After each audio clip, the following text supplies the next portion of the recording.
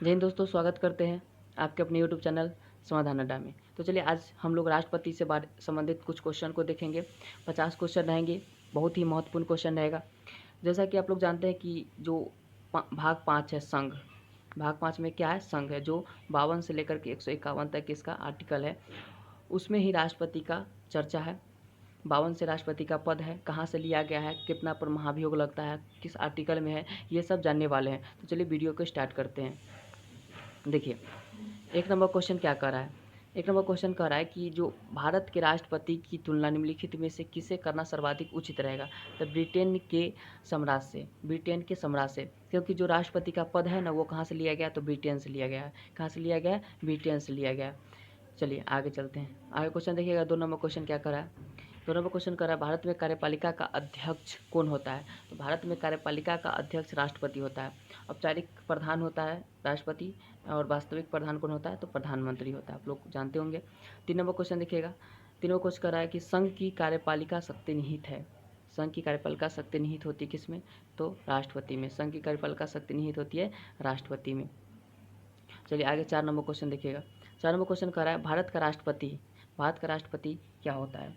भारत का राष्ट्रपति राज्य का प्रधान होता है। राज्य का क्या होता है, प्रधान होता है। भारत का राष्ट्रपति राज्य का प्रधान होता है। चलिए आगे क्वेश्चन चलते हैं। 5 नंबर क्वेश्चन देखिएगा, भारतीय संविधान के अनुसार देश का प्रथम नागरिक कौन होता है। तभी बताएं, देश का प्रथम नागरिक कौन होता है, तो राष्ट्रपति होता है। देश का प्रथम नागरिक कौन होता है, राष्ट्रपति होता है। 6 नंबर क्वेश्चन देखिएगा। 6 नंबर क्वेश्चन कर रहा है, भारतीय संविधान के अनुसार संघ की कार्यपालिका शक्तियाँ किसमें निहित होती है। कार्यपालिका शक्तियाँ किसमें निहित होती है, तो राष्ट्रपति में। 6 का क्या हो जाएगा, तो आपका राष्ट्रपति हो जाएगा। Right answer B number. B number का क्या हो जाएगा, राइट आंसर हो जाएगा। चलिए आगे चलते हैं। 7 नंबर क्वेश्चन। 7 नंबर क्वेश्चन देखिएगा, भारतीय संविधान के अनुसार देश की तीनों सेनाओं का सुप्रीम कमांडर कौन होता है। तो यह राष्ट्रपति होता है। सुप्रीम कमांडर, थल सेना, वायुसेना और जल सेना, तीनों का राष्ट्रपति। ठीक है, आगे चलिए। 8 नंबर क्वेश्चन। 8 नंबर क्वेश्चन क्या कर रहा है कि भारत का राष्ट्रपति होता है। भारत का राष्ट्रपति होता है। तो भारत का राष्ट्रपति क्या होता है, तो राज्य का संवैधानिक अध्यक्ष होता है। राज्य का संवैधानिक अध्यक्ष होता है। राज्य का संवैधानिक अध्यक्ष होता है। 9 नंबर क्वेश्चन देखिएगा। 9 नंबर क्वेश्चन कह रहा है कि भारतीय सशस्त्र सेनाओं का सर्वोच्च कमांडर कौन होता है। तभी तुरंत बताएं, क्या होता है, राष्ट्रपति होते हैं। चलिए आगे चलते हैं। 10 नंबर क्वेश्चन देखिएगा। कह रहा है कि भारत के राष्ट्रपति के लिए आवश्यक योग्यता नहीं है। तो योग्यता है, भारत का नागरिक होना चाहिए, 35 वर्ष आयु होना चाहिए, लोकसभा के सदस्य के लिए निर्धारित सभी योग्यताएं हो इसमें। ठीक है, ये नहीं होना चाहिए, वह संसद के किसी सदन का सदस्य हो।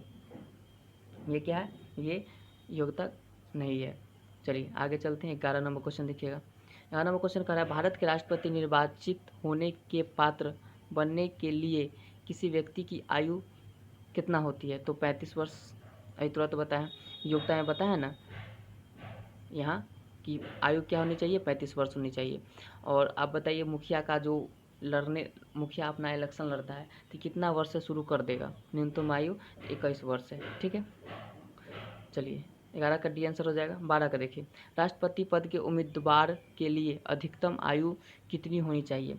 अधिकतम आयु राष्ट्रपति बनने के लिए अधिकतम आयु कितनी होना चाहिए, तो कोई सीमा नहीं है, कोई सीमा इसका नहीं है।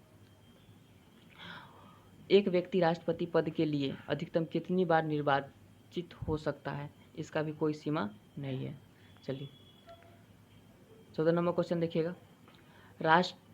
राष्ट्रपति का निर्वाचन किस प्रक्रिया द्वारा होता है। देखिए, इसका जो निर्वाचन है ना, वो हम पढ़ के सुनाते हैं, आप ध्यान से देखते रहिएगा। देखिए, एकल संक्रमणीय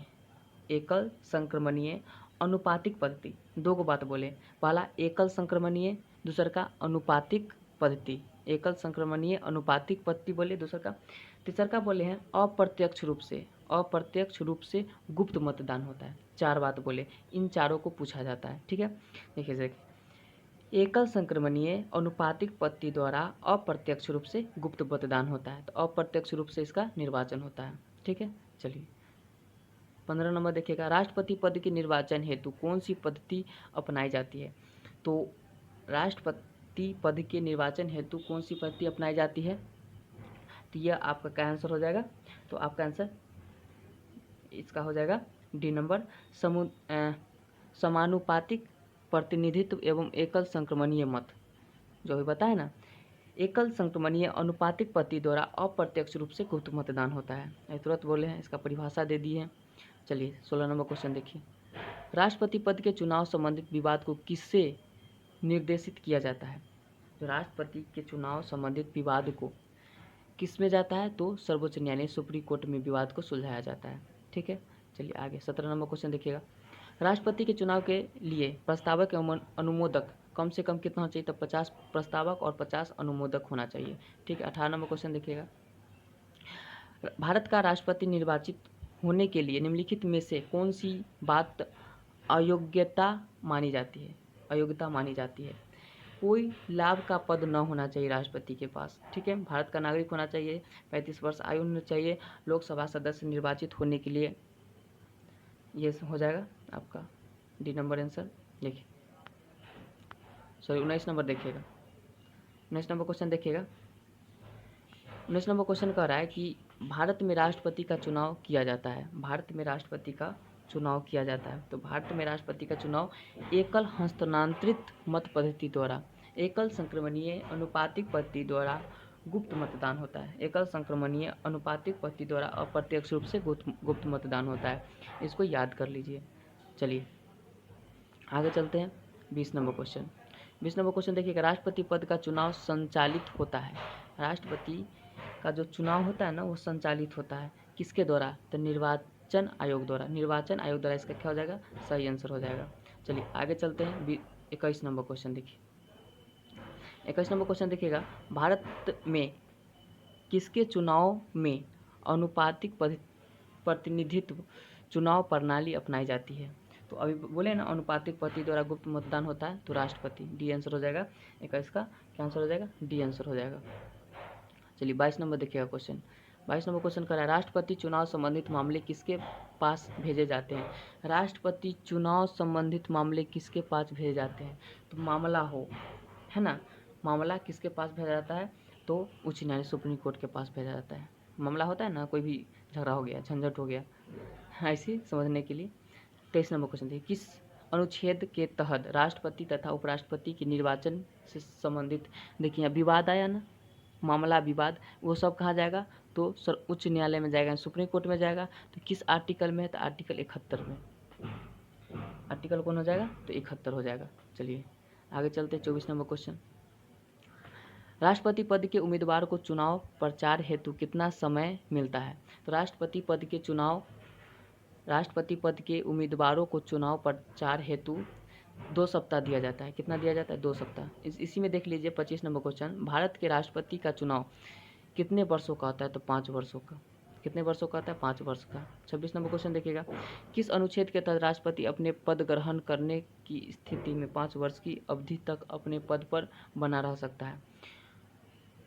क्या कह रहा है? किस अनुच्छेद के तहत राष्ट्रपति अपने पद ग्रहण करने की स्थिति से 5 वर्ष की अवधि तक अपने पद पर बना रह सकता है? तो यह अनुच्छेद क्या है? 56। राष्ट्रपति की पद की चर्चा कार्यकाल है। ठीक है, यहाँ तक क्लियर हो गया। कार्यकाल कितना है? अनुच्छेद 56 में है। तो इसका आंसर क्या हो जाएगा? 56 हो जाएगा। 27 नंबर देखिएगा। 27 नंबर। राष्ट्रपति के चुनाव के लिए निर्वाचन मंडल में होते हैं। राष्ट्रपति के चुनाव के लिए निर्वाचन मंडल में होता है। देखिए लोकसभा का सदस्य होना चाहिए। क्या चाहिए? लोकसभा यानी संसद के दोनों सदन, लोकसभा राज्यसभा, और उसके बाद विधानसभा और विधान परिषद नहीं हुआ क्योंकि यह 6 ही राज्य में है।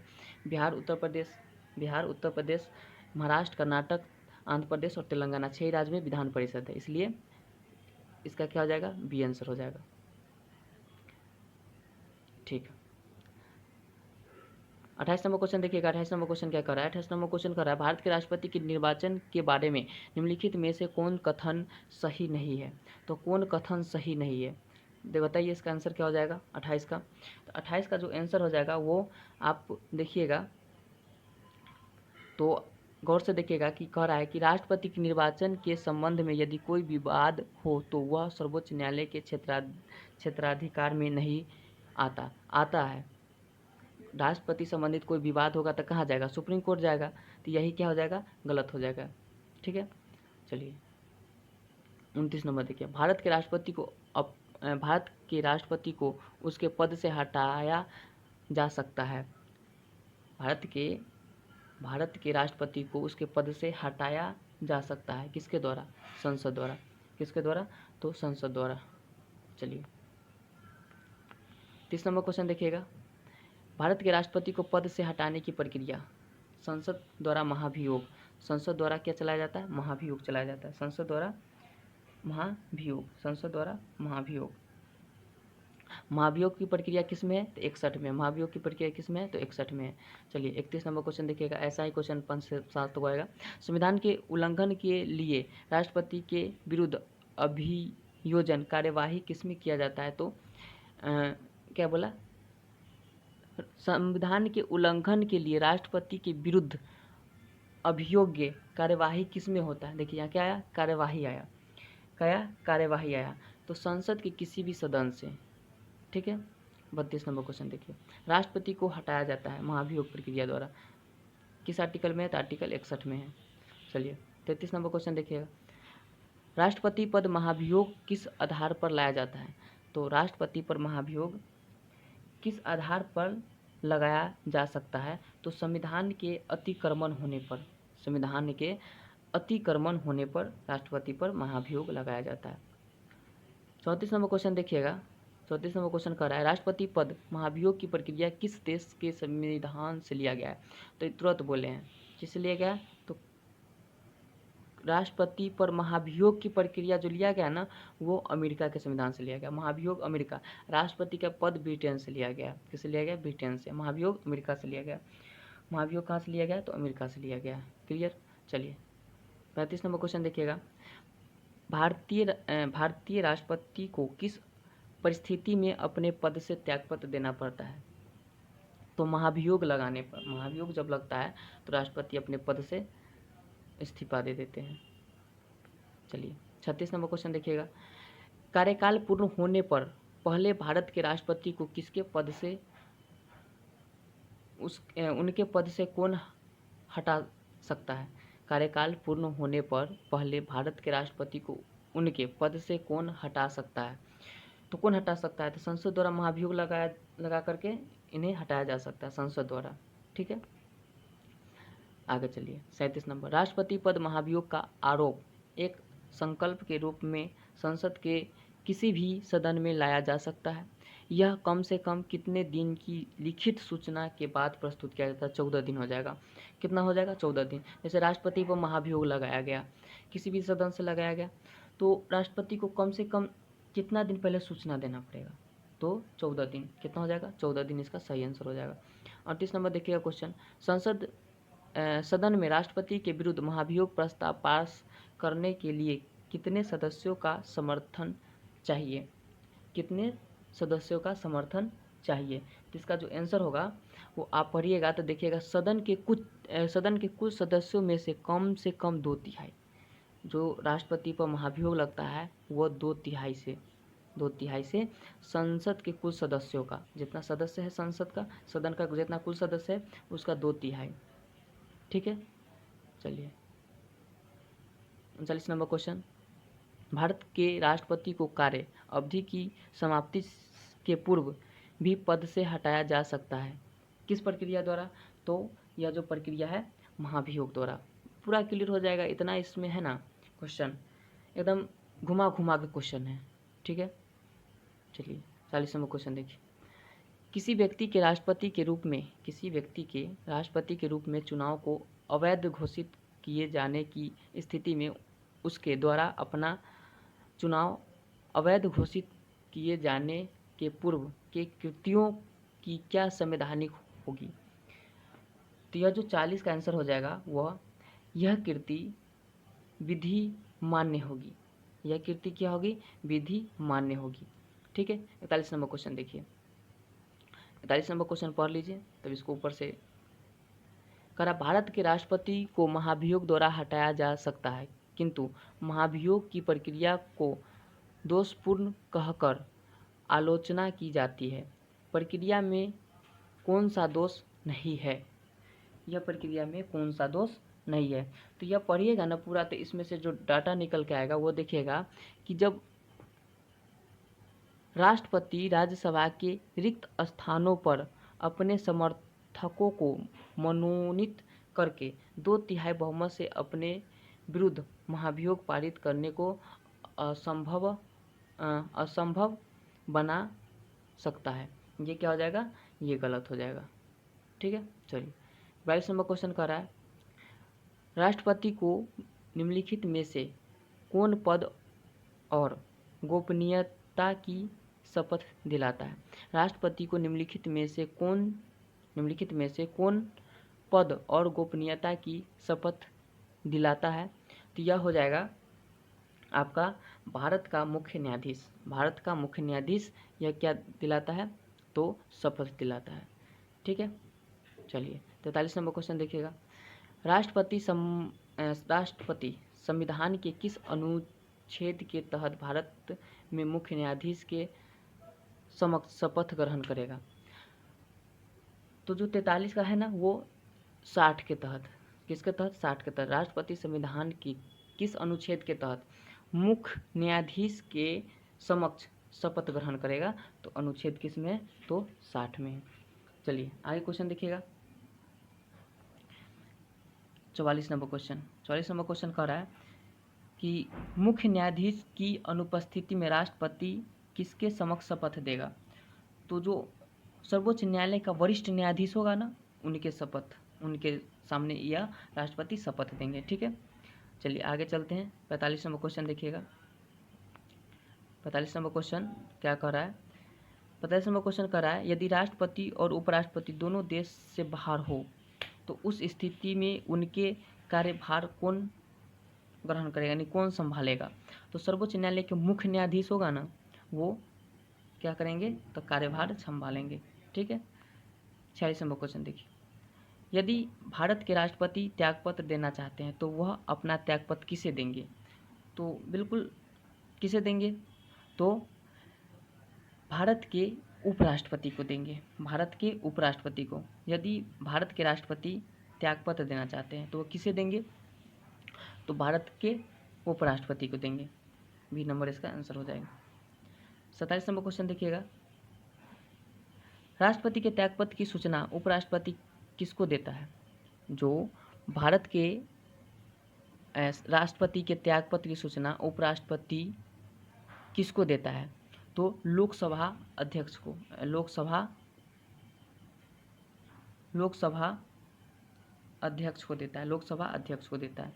ठीक है, 48 नंबर क्वेश्चन देखिए, भारत के राष्ट्रपति और उपराष्ट्रपति की मृत्यु की स्थिति में भारत के राष्ट्रपति के रूप में कौन कार्यभार संभालेगा?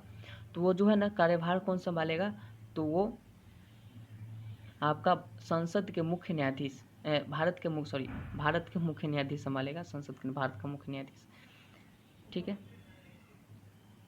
49 के देखिएगा, यदि मृत्यु, त्यागपत्र अथवा हटाए जाने की स्थिति में भारत के राष्ट्रपति का पद रिक्त हो तो वह कौन कार्यभार संभालेगा? 39 नंबर क्वेश्चन देखिएगा, 39 नंबर क्वेश्चन क्या कर रहा है, यदि मृत्यु, त्यागपत्र अथवा हटाए जाने की स्थिति में भारत के राष्ट्रपति का पद रिक्त हो जाए तो उस स्थिति में कौन कार्यभार संभालेगा? तो उपराष्ट्रपति संभालेंगे। कौन संभालेंगे? उपराष्ट्रपति संभालेंगे। चलिए 50 नंबर क्वेश्चन देखिएगा, 50 नंबर क्वेश्चन कर रहा है, जब राष्ट्रपति मृत्यु, त्यागपत्र, पद युक्त या अन्य कारणों से अपने कर्तव्य को नहीं निभा सकता है तो उपराष्ट्रपति कितने समय तक राष्ट्रपति के रूप में कार्य करता है? तो यह जो है वो आपका 6 माह के लिए, कितना के लिए? 6 माह के लिए। तो यह वीडियो आपको कैसा लगा? अच्छा लगा तो सब्सक्राइब अवश्य करें। फिर मिलते हैं अगले वीडियो में, तब तक के लिए वीडियो देखने के लिए बहुत बहुत धन्यवाद।